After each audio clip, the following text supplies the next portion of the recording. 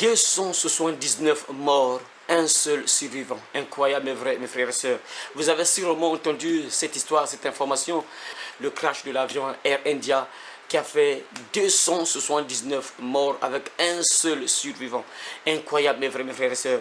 Et il y a une leçon spirituelle à tirer à travers ce crash, mes frères et sœurs. Lorsqu'on voit un peu le nombre de personnes, 279, mes frères et sœurs. Imaginez, mes frères et sœurs, dans ce vol, il y avait sûrement des pères de famille. Il y avait des gens qui avaient dit au revoir à leur femme. Peut-être il s'est déplacé, il est parti quelque part, il allait revenir, rejoindre sa famille. Mais il est parti pour de bon, il ne va jamais revenir voir sa famille. Il y a peut-être des femmes qui étaient là, qui ont dit au revoir à leur mari. Écoutez, bon, j'arrive, hein, je vais faire un voyage d'une semaine seulement, ou bien un mois seulement, je reviens. Et la femme est partie pour de bon, et il ne va jamais revenir. Peut-être on cercueille seulement dans sa maison. Imaginez mes frères et sœurs, des enfants qui ont dit peut-être au revoir à leurs parents. Ils sont partis, mon papa, je suis parti, et je reviens dans une semaine, dans un mois, dans 2 mois, je vais revenir. Alors que l'enfant est parti pour de bon, l'enfant ne va jamais revenir à la maison. Peut-être on cercueille seulement. Mes frères et sœurs, oui, c'est des choses comme ça qui peuvent arriver à chacun de nous, mes frères et sœurs. C'est pour nous dire quoi, mes frères et sœurs, que le lendemain ne nous appartient pas. On ne connaît pas ce qui va arriver demain, mes frères et sœurs. Ces gens-là qui ont pris ce vol-là, ils étaient habitués. Je sais que parmi ces personnes qui sont entrées dans ce vol-là, nombreux étaient habitués. Ils étaient habitués à prendre le vol. Ils étaient habitués à se déplacer en vol. À tout moment, ils ont fait plusieurs voyages en vol. Mais ils ne savaient pas que ce jour-là, c'était leur dernier vol. Ils ne savaient pas. Ils ne savaient pas que ce jour-là, c'était leur dernier vol, mes frères. Ils ne savaient pas. Et pourtant, ils étaient habitués à prendre le vol à tout moment. Ils faisaient des voyages à tout moment, par vol. Ils faisaient des déplacements tout le temps. Mais ce jour-là, ils ne savaient pas que c'était le dernier jour de faire un voyage par vol, mes frères et sœurs. C'est incroyable et c'est fini. Et parmi ces personnes qui étaient là, les 279 personnes qui sont décédées, mes frères, lors de ce crash-là, mes frères et sœurs. Et il y avait sûrement des gens qui, peut-être qui disaient que là, bon, l'histoire de Dieu là, bon, gère pas, Dieu là, bon, c'est après. L'histoire de Jésus, Dieu là, c'est seulement après. Bon, j'ai encore tout le temps, je pourrais arranger ma vie, je pourrais prier. Lorsque j'aurai peut-être 40 ans, 50 ans, je vais commencer à prier. Et ce jour-là, mes frères et sœurs, la mort les a surpris. Ils sont partis, mes frères et sœurs. Et parmi ces personnes qui sont décédées, il y a sûrement des gens qui étaient dans le mal, dans le péché. Ils vivaient tous les jours dans le mal, dans le péché. Mais là, la mort les a surpris. Ils sont partis. Parmi ces personnes, je sais que nombreux, on les avait parfois prêchés. Nombreux parmi eux, nombreux, on les avait parfois prêchés. On les avait parlé de Dieu, on les avait parlé de Jésus. On les avait parlé de Dieu, de Jésus, de se repentir.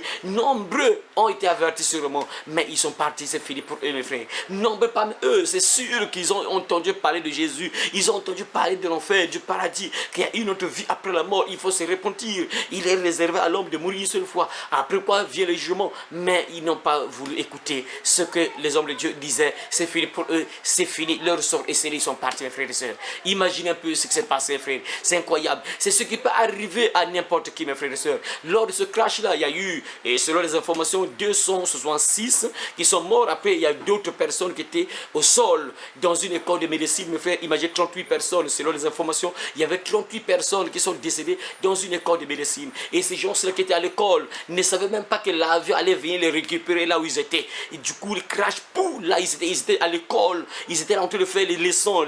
Ils étaient en train d'étudier comment peut-être opérer une personne, comment injecter, comment traiter une personne, comment traiter telle maladie. Ils étaient là, du coup, l'avion tombe, pouf, l'avion prend les 38 personnes. Et les 38 personnes qui étaient au sol sont morts, mes frères. Incroyable, mes frères. Incroyable, mes frères. Et ces personnes-là ne savaient pas que l'avion allait les récupérer. Ils sont partis, ils sont décédés, mes frères. Ça, c'est pour te dire quoi, frères et sœurs? C'est pour dire quoi, que le lendemain ne t'appartient pas, mes frères.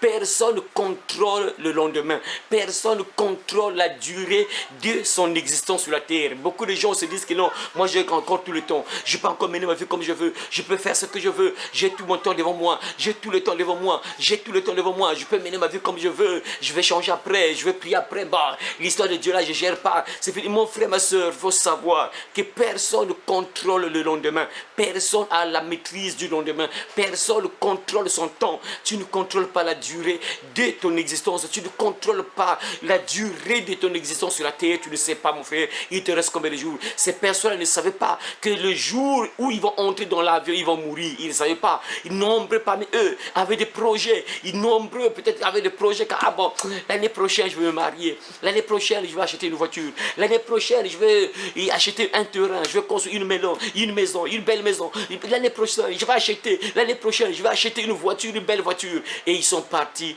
avec leurs projets. C'est fini, mes frères et sœurs, les projets sont restés, ils sont partis, mes frères. C'est pour te dire, mon frère, ma soeur, que tu ne contrôles pas ton lendemain. Il faut que tu fasses le bon choix pendant que tu as encore le temps. Lorsque tu prêches, écoute la parole, arrange ta vie, mon frère, ma soeur. Parce que la Bible est claire, il est réservé à l'homme de mourir une seule fois. Après quoi vient le jugement. Quand tu meurs sans Dieu, c'est dangereux. C'est fini, il n'y a plus la repentance. Ces personnes qui sont parties ne vont jamais revenir pour se repentir. Ces personnes qui sont parties ne vont jamais revenir pour demander pardon. C'est fini. Ceux qui sont morts sans être prêts, sans donner leur vie à Jésus, c'est fini pour eux. Leur sort est scellé. Selon la parole, selon la Bible, bien c'est fini pour eux, mes frères. Voilà pourquoi aujourd'hui, tu as encore le temps. Fais le bon choix, mon frère, ma soeur. N'attends pas demain. Ne repousse pas à demain ce que tu peux faire aujourd'hui. Ne repousse pas à demain ce que tu peux faire aujourd'hui. Comme les gens du monde ont l'habitude de dire quoi? Celui qui remet à demain trouvera malheur au chemin. Aujourd'hui, tu entends la voix de Dieu. Arrange ta vie. Tu ne sais pas, il te reste combien de jours. Mon frère, ma soeur, les joies de ce monde passeront. Les plaisirs de ce monde passeront. Parmi ces personnes-là qui étaient dans l'avion, je sais que parmi ces personnes-là, nombreux avaient peut-être des projets que bon, je vais me rencontrer avec telle copine dans tel bar, dans telle boîte de nuit. Mais là, il est parti, il est mort, c'est fini, c'est parti. C'est fini, il est parti. C'est pour te dire, mon frère, ma soeur, tu ne contrôles pas le lendemain. Voilà pourquoi la Bible déclare dans Jacques chapitre 4, verset 13 et jusqu'à 15, écoutez ce que la Bible déclare, mes frères. À vous maintenant qui dites aujourd'hui ou demain nous irons dans telle ville. Écoutez mes frères, c'est incroyable, la Bible reste la vérité quoi. À vous maintenant qui dites aujourd'hui ou demain nous irons dans telle ville. Nous y passerons une année. Nous trafiquerons et nous gagnerons. Vous qui ne savez pas ce qui arrivera demain, car qu'est-ce que votre vie? Vous êtes une vapeur qui paraît pour un peu de temps et qui ensuite disparaît. Verset 15. Vous devriez dire au contraire, si Dieu le veut, nous vivrons et nous ferons ceci ou cela. C'est ça, si Dieu le veut. Et tu ne sais pas si Dieu veut que tu vives demain. Tu ne sais pas. Tu ne sais pas si Dieu veut que tu vives dans une année. Tu ne sais pas. Tu ne sais pas si Dieu veut que tu puisses faire encore 5 années sur la terre. Tu ne sais pas. Tu ne sais pas si Dieu va permettre que tu fasses encore 3 mois sur la terre. Tu ne sais pas, mes frères et sœurs. Ça, c'est une réalité. Voilà pourquoi la Bible est claire. Aujourd'hui, si vous entendez sa voix, n'endurcissez pas votre cœur. Parce que le lendemain ne t'appartient pas. Tu ne connais pas ce que le lendemain te prépare. Les jours qui te restent à vivre sur la terre sont cachés par Dieu. Ne te dis pas que non, j'ai encore tout le temps. La mort peut te prendre à n'importe quel moment, mes frères et sœurs. Ces personnes qui sont entrées dans l'avion ne savaient pas qu'aujourd'hui, le jour là, ils allaient mourir. Ils ne savaient pas. Ils étaient là, tranquilles dans l'avion. Nombreux peut-être étaient là en train de rire et subitement, pouf, l'avion tombe, pouf, ils meurent. Un seul survivant. Incroyable, mes frères, mes frères. Et ceux qui étaient au sol, qui étaient dans l'école, l'avion ne les récupère pas, ils meurent. 38 personnes. Incroyable, vrai. Voyez, mes frères et sœurs, c'est pour te dire quoi? Que le lendemain ne t'appartient pas. Tu entends la parole de Dieu. Arrange ta vie. Mon frère et ma soeur, il est temps de se faire baptiser, de croire en Jésus, de te faire baptiser parce que tu ne sais pas. Il te reste combien de jours à vivre? Tu ne sais pas. Pendant que nous parlons, mes frères, il y a des gens qui vont mourir demain. Il y a des gens qui vont quitter la terre demain, mais ils ne savent pas. Il y a des gens qui vont quitter la terre dans une semaine, ils ne savent pas. Il y a des gens qui vont mourir dans un mois, il leur reste juste un mois, mais ils ne savent pas. Ils se disent que non, ils sont en train de faire des projets. Ils sont en train de faire des projets, mais ils ne savent pas qu'il leur reste juste un mois à vivre.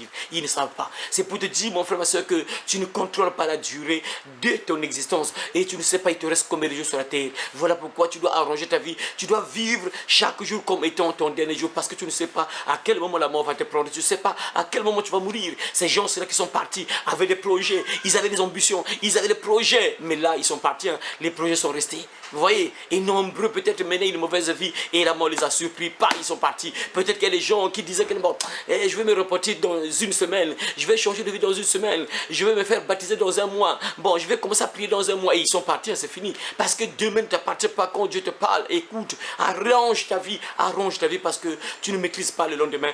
Demain ne t'appartient pas. Et rien ne prouve que tu seras encore en vie demain, mon frère. Rien ne prouve que tu seras encore en vie dans une semaine. Rien ne prouve que tu seras encore en vie dans un mois. Rien ne prouve que tu vas finir même cette année 2025. Tu ne sais pas si tu vas finir cette année 2025. Parce qu'il y a des gens qui vont mourir avant 2025. 2026. Il y a des gens qui vont mourir en cette fin d'année 2025. Nombreux vont quitter la terre. Ils ne vont jamais entrer en 2026. Et tu ne sais pas, tu es dans quelle liste, mon frère, ma soeur? Tu es sur quelle liste? La liste de ceux qui vont mourir ce mois-ci, tu ne sais pas. Tu es sur la liste de ceux qui vont mourir en juin, juillet, tu ne sais pas. Tu ne sais pas, tu es sur quelle liste? La liste de ceux qui vont mourir en août, tu ne sais pas. Tu es dans la liste de ceux qui vont mourir en 2026, tu ne sais pas. Tu es sur la liste de ceux qui vont mourir en 2030, tu ne sais pas. Tu ne sais pas, voilà pourquoi tu dois vivre chaque jour comme étant ton dernier jour. Arrange ta vie, tu dois vivre dans la repentance. Fuis le péché tous les jours, être prêt tous les jours. Fais ce comme si aujourd'hui j'allais mourir. Je vais mourir aujourd'hui, je vais mourir demain. Tu es toujours prêt tous les jours. Et quand la mort te prend, mon frère, ça c'est pas un problème. Hein? Les anges viennent te prendre, les anges viennent te prendre, tu pars au ciel, mon frère.